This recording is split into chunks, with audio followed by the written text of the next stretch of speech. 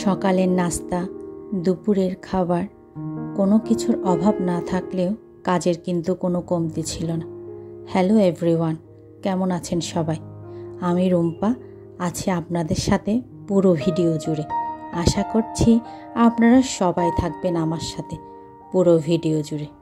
গত কয়েকদিন জ্বর সর্দিতে অসুস্থ থাকার পর আজ সকালে ঘুম থেকে উঠে বারান্দায় গিয়ে দেখি আমার নতুন গাছে 2টা ফুল ফুটেছে।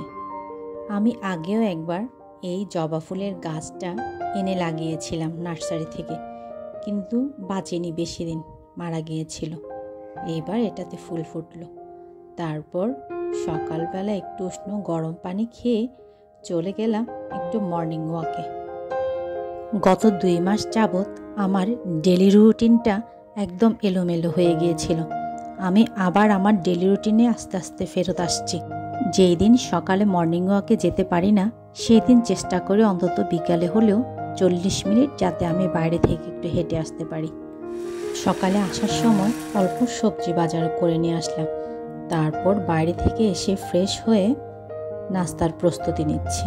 আজ নাস্তাটা বাইরে থেকে নিয়ে এসেছি, নান রুটি আর পরোটা। চেষ্টা করি সকালের নাস্তাটা বাইরে থেকে না নিয়ে এসে বাসায় করার। তারপরও মাঝে মধ্যে পরোটাটা বাইরে থেকে নিয়ে আসা হয়। তারপর যার যার পছন্দ মতো তরকারি, ডিম ভাজি, ডিম পোচ দিয়ে নাস্তাটা করে নিলাম। নাস্তা করার পর চাটা বানিয়ে নিলাম। আর চাটা খেয়ে ওরা বাবার ছেলে মিলে চলে গেল ওদের কাজের উদ্দেশ্যে। তারপর আমি আমার বাজারগুলো গুছিয়ে আমার ছেলের বিছানাটা গুছিয়ে নিলাম। আমার বিছানাটা আমি ঘুম থেকে ওঠার পরেই সকালবেলা গুছিয়ে নিই সাথে সাথে। ঘর গুছানোর পর চলে এলাম দুপুরের রান্নায়।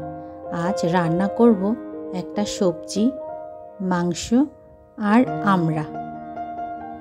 আজ নতুন কোনো ভিউয়ার্স যদি আমার চ্যানেলের সাথে যুক্ত হয়ে থাকেন কিংবা আমার ভিডিওটা দেখছেন, আমার ভিডিওটা যদি ভালো লেগে থাকে তাহলে অবশ্যই আমার চ্যানেলটি সাবস্ক্রাইব করে আমার পাশে থাকবেন।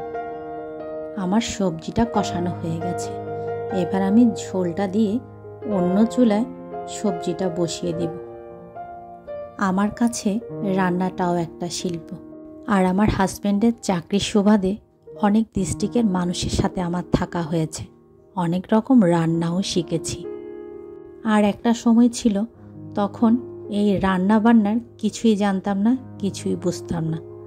সময়ের সাথে সাথে আস্তে আস্তে সব কিছু শিখে নিয়েছি। আপনাদের সাথে কথা বলতে বলতে মাংস রান্নার জন্য মশলাটা আমার কষানো হয়ে গেছে। এবার মাংসগুলো দিয়ে আর একটু ভালোভাবে কষিয়ে নিব। তারপর ঝোলটা দিয়ে রান্না হলে মাংসটা নামিয়ে নিব।